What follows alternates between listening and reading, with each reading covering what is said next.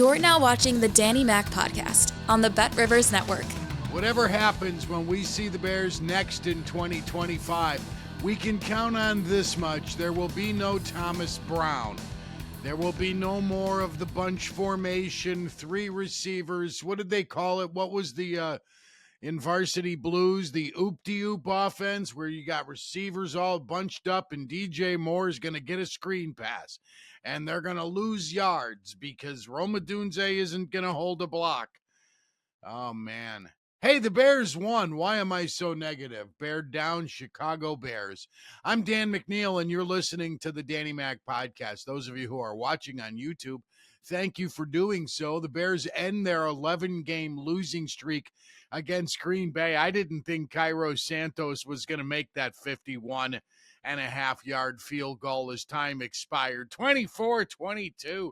First time Matt LaFleur has come up short against the Bears in his career with Green Bay. He was 11-0 going in. And, you know, it was a bizarre game. I don't want to do a ton on the game because so much is about the Bears' future.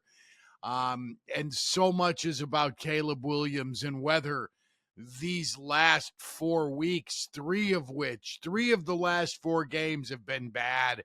And today was bad. I don't care what you want to say about how he made it close at the end. You're so tired of seeing this team struggle. And it's got a 14-3 lead, embarrassingly, early in the second quarter.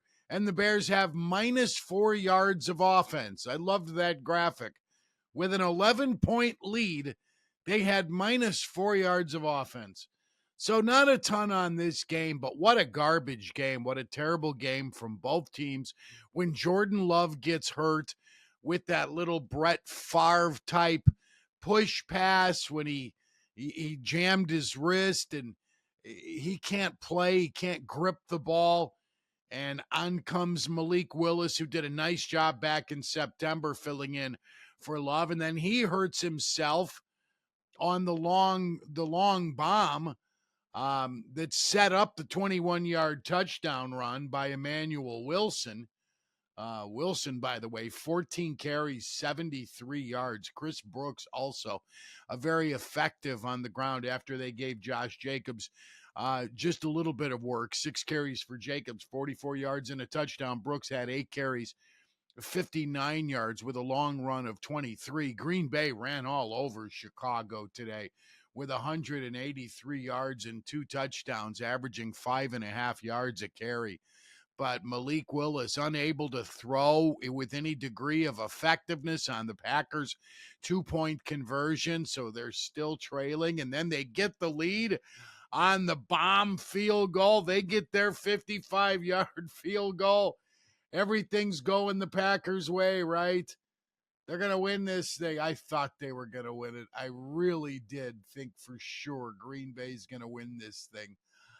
Brandon McManus. I almost forgot the name there. I did forget the name. Had to go back to the laptop here to call that. But there was so much silliness with Trickeration today. The special team stuff, I get it.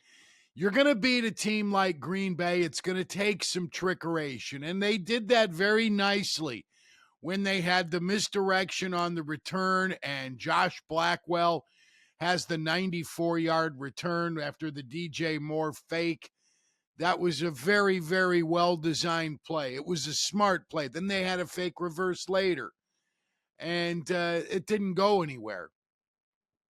But nonetheless, that's how you beat a team like the Packers when you're completely outmatched. And, early on with the Jalen Johnson ball punch and the subsequent nice return by Jonathan Owens. That's how you win those games, because the Bears just don't have enough talent. And I'm really concerned about the quarterback. I didn't want to be here. I know he only threw 6 interceptions the whole year and his offensive line sucked, but man, does he take sacks. He takes forever to get rid of the football. He was sacked, 70 sometimes on the season, the 4th most in NFL history. You know what? You earned that. That's on you. That's not just on your O-line. And the O-line has been dreadful. Huge problem for this team going forward. Defensively, Tyreek Stevenson acquitted himself. I thought he had a nice game today. I thought he had a nice recovery since the Fail Mary against the Commanders earlier in the season. And boy, the Commanders today. Oof. Marcus Mariota. He didn't quit this year's team. Anywho, what bothers, I also thought the play of Kyler Gordon was very solid, and it was nice to hear Moose Johnson extol the virtues of the third-year corner, who's a very valuable slot corner as well. A physical player, not a real big guy, but I really like what I've seen from Kyler Gordon. He's earning that second contract now 3 years in, a highlight from Ryan Poles' first year at the draft board when they didn't have a first-round pick. Now, Jaquan Brisker, who he also got in the second round, is a huge question coming into 2025 with the chronic concussions. I don't think it was a great year for Caleb Williams by any stretch. I have concerns about this young man. I'm not writing him off by any stretch, but man, you've got too much evidence of, and the numbers don't lie. The numbers are what they are. Those first halves with 3 points, with 6 points, with 10 points, if you're lucky getting to 10 points. And today it's the special teams and it's the big takeaway on the ball punch from JJ. It wasn't Williams that gave him that 14-3 lead. He was bad again. Man. Rome Odunze, that's just the most beautiful catch you'll ever see in the fourth quarter today. The toe drag. Almost fully perpendicular. But where are you? Where are you all season, man? Not been a banner year for the offense. I was expecting way more out of Kmet this year, the tight end. Cole Kmet, get in the weight room, man. Get serious. They finished the year on a high note. I wish it felt better. 24-22, the victory over Green Bay, ending Ryan Poles' second 10-game losing streak as the general manager of this team. You might recall they reeled off 10 straight losses to conclude his first season as the GM in 2022. Then last year, that was the year they went 3-14. Then last year, 7-10. And this year, 5-12. With 10 straight losses before they finally end their drought against the Packers, who now have huge questions about their quarterback and his hand strength. He warmed up on the sideline, in case you missed it, late in the fourth quarter, did not return, but looked like he was going to give it a try, and they opted not to send him back out there. Why would you? Why would you? It doesn't really mean that much to Green Bay, whether you're 6 or 7. And by the time you get to this, or by the time this gets to you, perhaps, the Minnesota-Detroit game will be a wrap. And that's the game that is so exciting. That's the game that deservedly punctuates the regular season. The two best teams in the NFC and the Lions trying to win without some of their best players for this postseason, trying to get to their first Super Bowl in franchise history without Aiden Hutchinson, the second-year pass rusher, without David Montgomery, the running back. They do have Jahmyr Gibbs, and you know what? It's great to have two, but for the short term, you could do a hell of a lot worse than going into the playoffs with Jahmyr Gibbs And I think Craig Reynolds is a credible second back. Not outstanding. He's replacement level probably, but you're going to be okay at running back there. McNeil, the defensive tackle, is a big loss. They also lost a corner. So eager to see if the Lions can rally around Jared Goff and get to their first Super Bowl. I think that would be really, really cool. And that's the class of the division. Detroit and Minnesota. Kevin O'Connell, deserving of Coach of the Year this year, doing such a crazy good job with Sam Darnold, while the Bears went back to work with Matt Eberflus, who hired Shane Waldron because he loved how much of a great communicator he was. That was revisited. Somebody went back, I can't remember where I heard it on the dial. It might have been Courtney Cronin from ESPN. I'm not sure. Doesn't matter.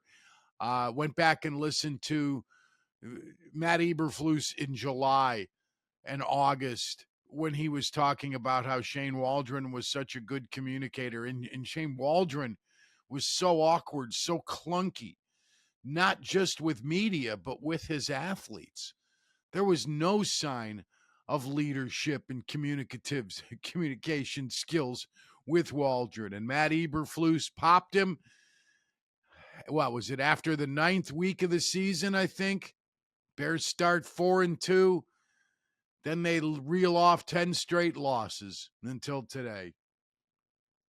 Fired the offensive coordinator, fired the head coach. What a disastrous season it has been for these Chicago Bears, and I am so delighted to be done now, wrapping up these individual games and looking more at the big picture of this franchise, as it is clearly at a watershed. I mean, they are at a fork in the road in franchise history like never before. Maybe you have the franchise quarterback you've needed. Maybe. You can't mess up this coaching hire. If, in fact, Williams is going to be what he's supposed to be, you got to knock this coaching hire out of the park. You have to. If you like wagering on college and pro football, let me tell you a little bit about the same game parlay, not the in-game. I'm thinking of what I did when the Bears went up 14-3. Let me bet the Packers, and they were still favored. The same game parlay, pick 2 or more from within the same game, and if you hit, you earn squares, and those are worth bonus bets, profit boosts, and jackpots up to $10,000. It's the same game parlay. It's available at BetRivers. Throughout the course of the week, I will be following everything that happens with the Bears as they have their state of the state, whenever that is, with Kevin Warren, Ryan Poles. I don't know if Thomas Smith will be giving, Thomas Brown will be giving a speech on his way out the door. If that's necessary, I don't think it is. I'm sure he'll talk tomorrow morning, and that'll probably be a wrap. That's the last we'll see of him. But you're waiting to hear from Kevin Warren, and we're waiting to hear from Ryan Poles. I don't know if George McCaskey is going to step up to the lectern anytime soon. And by the way, thumbs down to Brad Biggs of the Trib, who usually has a pretty good finger on the pulse of this team. He called George McCaskey a hands-off owner recently. Brad Biggs, who you crapping? Mike Ditka, Punch. He's 85 years old. The BetRivers same game parlay. Do those and have fun with it like I do. Jackpot's up to $10,000. I think I finished it the first time, but wasn't sure. Thank you very much for listening. Thank you for watching. I'm following the Bears. I'm previewing the playoffs. Randy Merkin, I'm sure, will find lots of cool A-list guests for us over the next couple of weeks. Thanking Randy for everything he does. Sam Michael is my executive producer. Baby Capone, Adam Delavitt runs the show at BetRivers Podcast Network, and I'm assisted also by Troy Mocker and Alex Pastor. Thanks for listening. Thanks for watching.